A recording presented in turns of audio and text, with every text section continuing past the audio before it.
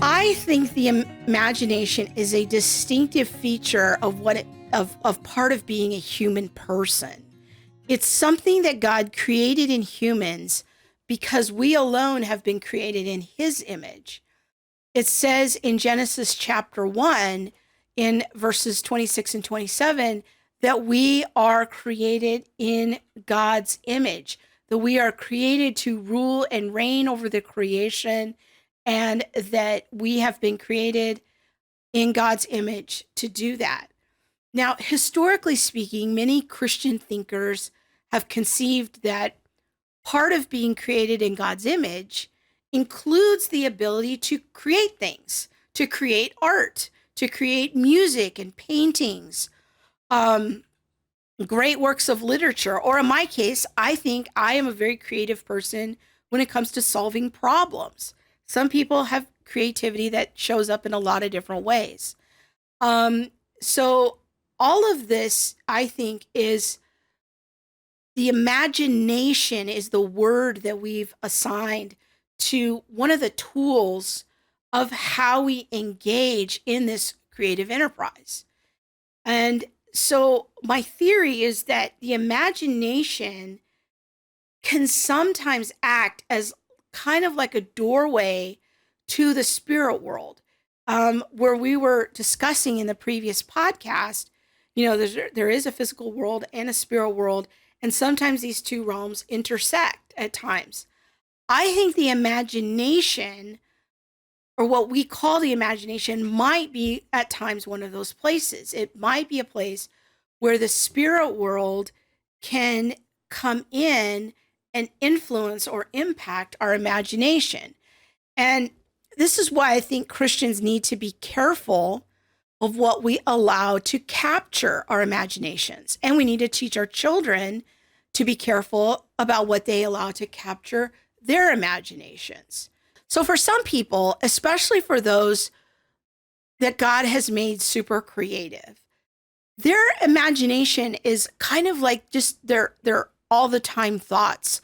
They're always daydreaming, thinking. My kids are always sketching and painting and writing stories. And these are the things that ruminate in their minds. It's part of their daydreams and their daytime thoughts and things that they think about. And these things, our imagination can also at times capture our emotions or even shape our passions, the things that we're truly passionate about, that we want to bring into existence as we're engaging in this creative process.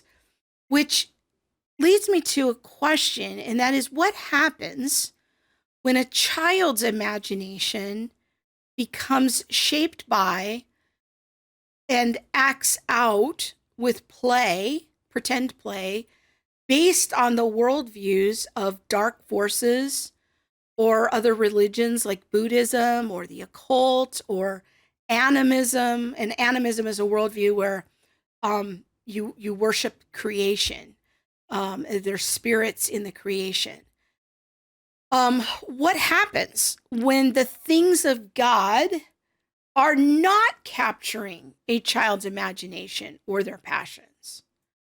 Are they being set up to believe that things outside of the Bible are way more fun, way more interesting, and have way more power attached to them than what we learn about in the Bible?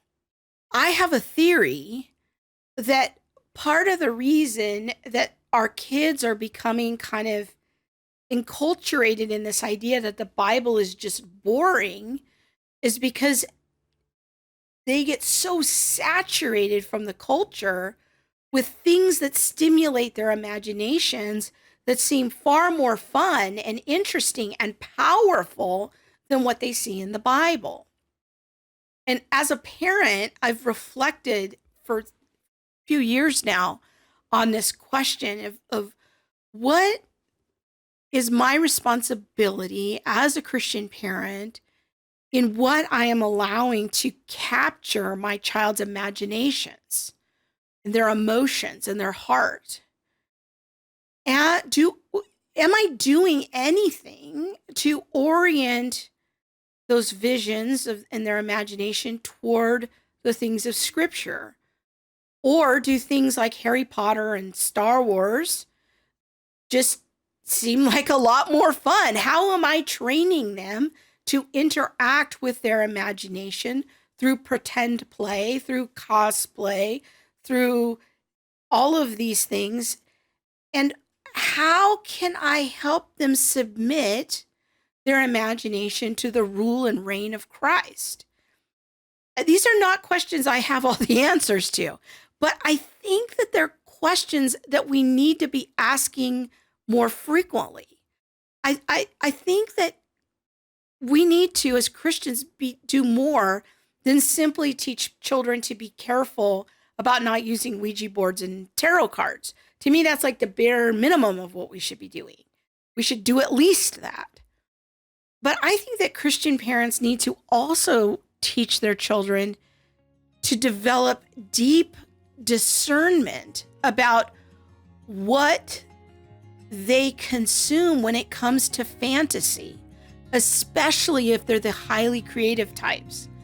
I think we need to disciple them to make Jesus the ruler of their imagination, to submit their imaginations to God, not just their behaviors.